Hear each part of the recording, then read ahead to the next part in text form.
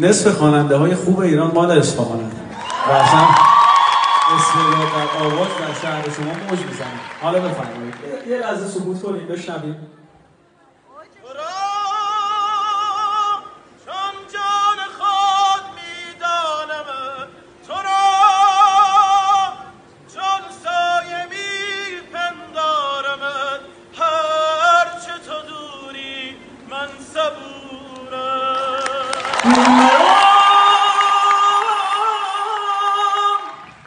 از غم جدا نمی‌کنی مرا،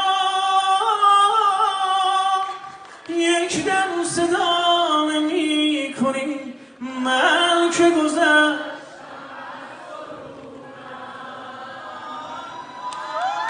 قبل از تو من عاشق نبودم.